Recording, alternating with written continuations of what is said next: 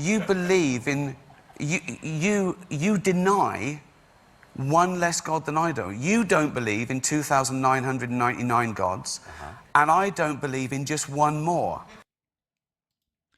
You don't believe in thousands of gods, and I just don't believe in one more. This is what the comedian Ricky Gervais said to the host Stephen Colbert in one of the episodes of The Late Show, who is actually a Christian, believes in a triune God. And of course, he doesn't see any difference, Mr. Ricky Gervais here, doesn't see any difference between the one and only God that the Christian and the Jews and the Muslims believe in and other pagan deities. There's absolutely no difference for him as an atheist. They see all other gods the same. For him, us Muslims worshiping the one and only God and someone else in India worshiping a cow is somehow the same thing. So here's the big problem. There is a huge difference between monotheism and polytheism. It is important to know the difference between worshiping the one and only God and worshiping multiple deities. It is not the same belief. Atheists, unfortunately, miss this distinction, which is ironic because atheists are considered one of the most intelligent people, right? Because they use science, they believe in science and they use critical thinking. But when it comes to differentiate between paganism and monotheism, somehow they don't see the difference.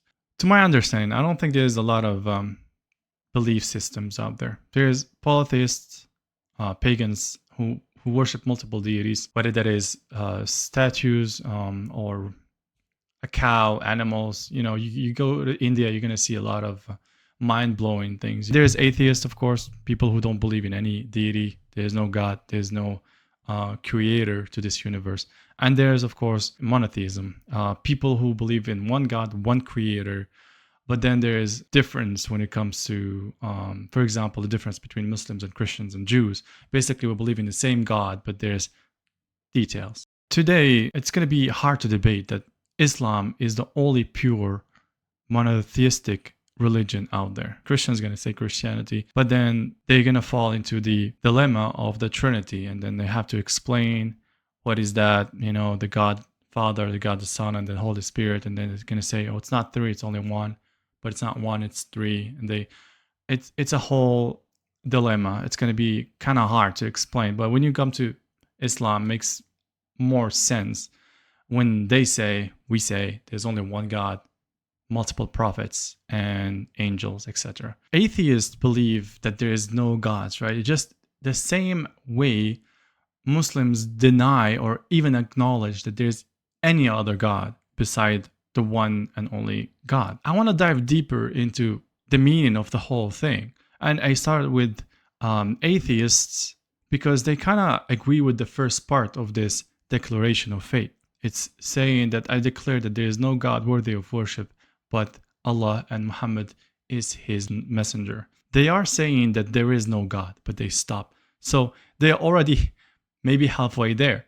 Unlike, for example, Christians or Jews or pagans, they have to denounce their beliefs first, and then they can continue with the declaration of faith. So in order not to get carried away from the purpose of this video, which is explaining the difference between monotheism and polytheism to these smart atheists out there, we have to go back thousands of years ago and in India today and see the relationship between the gods and the pagans, which is really, really weird.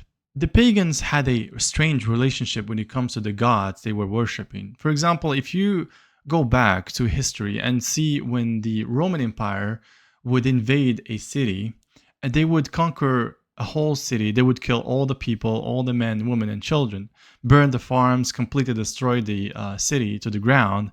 But then they would leave the temples out of harm. They wouldn't harm any temples, any gods, not because they respected the religions or tolerated them, but because they wanted those gods for themselves. So they would go into these temples, they would seize all those gods, the pagan gods, and they would just add them to the gold, the land, the women they captured, so they can use them for themselves, so they can worship those gods themselves. those gods were seen as tools to be used by them instead of their own creator, which is really, it's really a weird relationship. So there's clearly a big misunderstanding when it comes to the concept of God.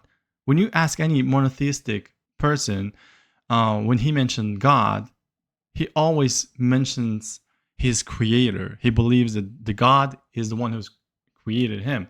But pagans, however, it's completely different, obviously. Here's another example. If you go back 1400 years ago in Arabia, before Islam came, those people used to worship pagan gods as well. They used to worship statues. They would make a god, right? And then they would worship that god all day. And by the end of the day, they would eat it. I guess at this point, it's pretty clear that there is a huge difference between polytheism and monotheism. So Mr. Ricky Gervais here, if you do, again, the same example and you say, oh, you don't believe in thousands of God, I just don't believe in one more. It's not the same thing. It's absolutely not. Clearly, you don't understand the difference between polytheism and monotheism. For the record, Ricky Gervais, he spoke about religion a lot, and he clearly does not understand the concept of religion and concept of God. And it's another topic if you're going to talk about monotheism and atheism. Of course, it's another story.